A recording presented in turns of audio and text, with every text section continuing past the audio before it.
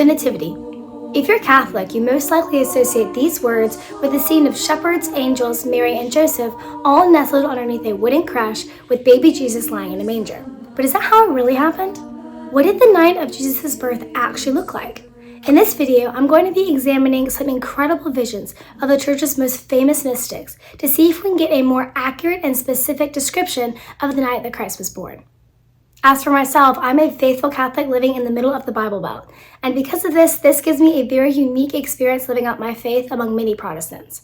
Because I see so many misconceptions regarding my Catholic faith, I have a passion for educating people on what the Church actually teaches and helping fellow Catholics view current events through the lens of Christ. So if either of those things appeal to you, subscribe to my channel for more content like this. So who were these mystics? While there are many men and women within the Church that have been granted visions of Christ, I have chosen 3 specific women because they are well known and their visions are quite similar.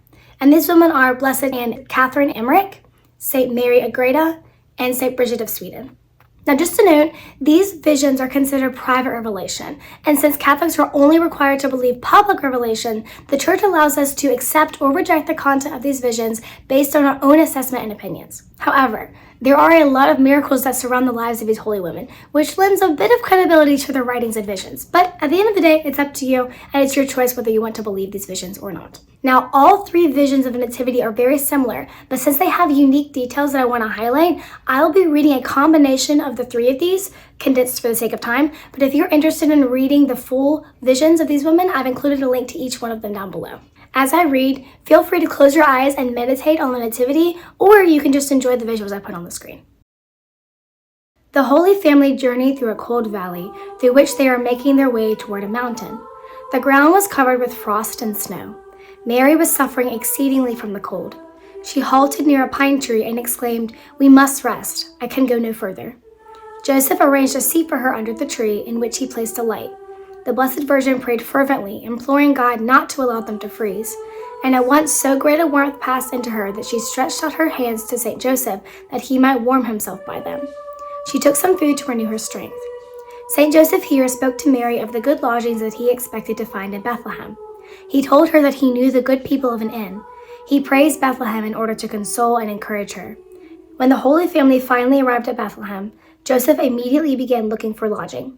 At the different streets they met, he left Mary and the ass standing while he went up and down in search of an inn.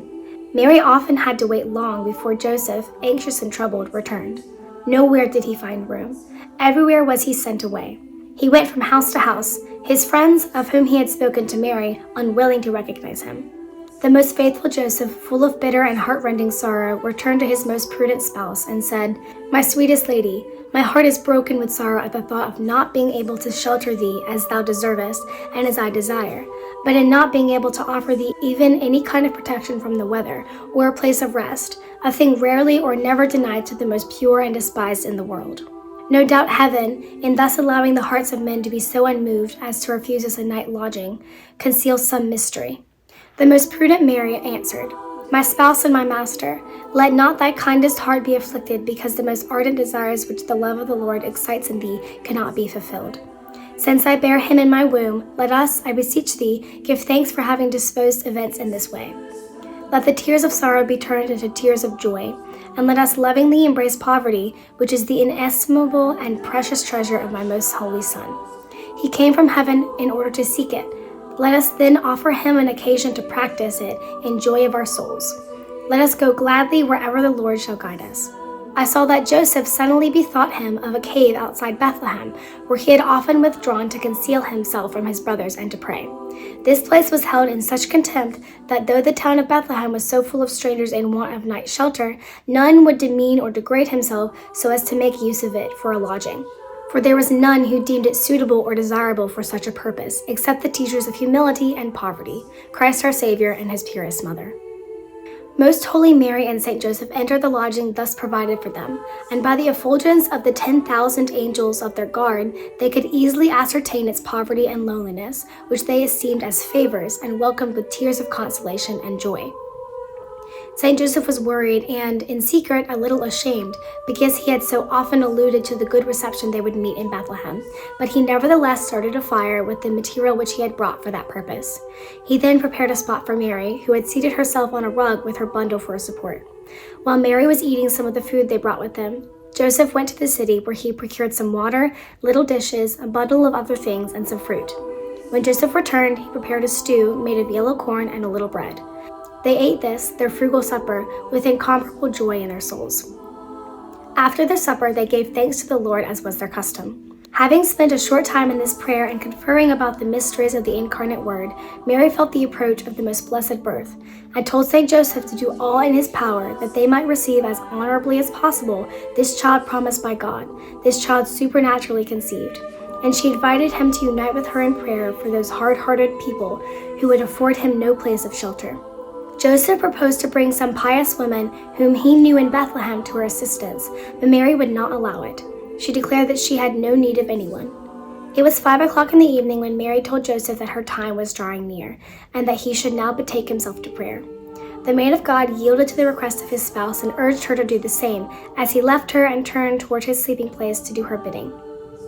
Then the Virgin loosed her shoes from her feet, and laid aside her white mantle, and took off her veil from her head, and laid it beside her, remaining in her tunic, her long hair, as beautiful as gold, falling down over her shoulders. Then she drew out 2 fine, clean linen cloths, and 2 of wool which she had brought to wrap the newborn child in, and the 2 smaller linen ones to cover and tie his head. When all these things were ready, then the Virgin, kneeling with great reverence, placed herself in prayer, with her back to the crib, her face eastward, raised to heaven. Before entering his little recess, St. Joseph looked back once towards the part of the cave where Mary had knelt upon her couch in prayer, her back to him, her face towards the east. He saw the cave filled with light that streamed from Mary, for she was entirely enveloped as if by flames. It was as if he were, like Moses, looking into the burning bush. He sank prostrate to the ground in prayer and looked not back again. At the 12th hour, Mary's prayer became ecstatic, and I saw her raised so far above the ground that one could see it beneath her. Her hands were crossed upon her breast, and the light around her grew even more resplendent. I beheld her child move in her womb, and at once, in a moment, and in the twinkling of an eye, she brought forth her son, from whom such ineffable light and splendor radiated, that the sun could not be compared to it. Nor did the torch which St. Joseph had set in any manner give light, because that divine splendor had totally annihilated the material splendor of the torch. The 2 sovereign princes, St. Michael and St. Gabriel, were the assistants of the Virgin on this occasion. They stood by at a proper distance in human corporal forms at the moment when the incarnate Word issued forth to the light, and they received him in their hands with ineffable reverence. In the same manner as a priest exhibits the sacred host to the people for adoration, so these 2 celestial ministers presented to the Divine Mother her glorious and refulgent Son. All this happened in a short space of time. In the same moment in which the holy angels thus presented the divine child to his mother, both son and mother looked at each other, and in this look she, wounded with love, the sweet infant, and was, at the same time, exalted and transformed in him. When the Virgin perceived that she had been delivered, she immediately bowed her head, and joining her hands, adored her Son with great respect and reverence, saying, "Welcome, my God, and my Lord, and my Son." From the arms of the holy princes, the Prince of all heaven spoke to his holy mother, "Mother, become like unto me, since on this day, for the human existence which thou hast today given me, I will give thee another more exalted existence and grace, assimilating thy existence as a mere creature to the likeness of me, who am God and man." The most prudent mother answered, "Raise me, elevate me, Lord, and I will run after thee in the ardor of thy ointments." In the same way, many of the hidden mysteries of the canticles were fulfilled. At the same time, the heavenly lady perceived and felt the presence of the most holy Trinity, and she heard the voice of the Eternal Father saying, "This is my beloved Son, in whom I am greatly pleased and delighted." The most prudent mother, made entirely godlike in the overflow of so many sacraments, answered, "Eternal Father and exalted God, Lord and Creator of the universe, give me anew thy permission and benediction to receive in my arms the desired of nations, and teach me to fulfill as thy unworthy mother and lowly slave thy holy will." Immediately she heard a voice which said, "Receive thy only begotten Son, Imitate him and rear him, and remember that thou must sacrifice him when I shall demand it of thee." After this interchange of words so full of mysteries, the divine child suspended the miracle of his transfiguration, and now assumed the appearance of one capable of suffering. The child, crying and, as it were, shivering with cold, stretched out his limbs, seeking to find a mother's favor and caress. Then his mother took him in her hands and clasped him to her heart, and, with her cheek and breast, warmed him with great joy and a mother's tender compassion. Then she lifted the child to her breast and sat veiled, herself and the child quite enveloped. I think she was suckling it. I saw the angels around her in human form prostrate on their faces. It may, perhaps, have been an hour after the birth when Mary called St. Joseph, who still lay prostrate in prayer. At the desire of his heavenly spouse, he issued from his ecstasy, and, on being restored to consciousness, the first sight of his eyes was the divine child in the arms of the Virgin Mother. There he adored him in profoundest humility and in tears of joy. He kissed his feet in great joy and admiration, which no doubt would have taken away and destroyed life in him if divine power had not preserved it. When St. Joseph had begun to adore the child, the most prudent mother asked leave of her son to arise, for until then she had remained on her knees. And while St. Joseph handed her the wrappings and swaddling clothes with which she had brought, she clothed him with incomparable reverence, devotion, and tenderness. Having thus swathed and clothed him, his mother, with heavenly wisdom, laid him in the crib as related by St. Luke.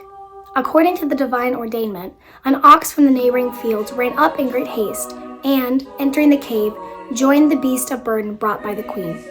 The Blessed Mother commanded them, with what show of reverence was possible to them, to acknowledge and adore their Creator.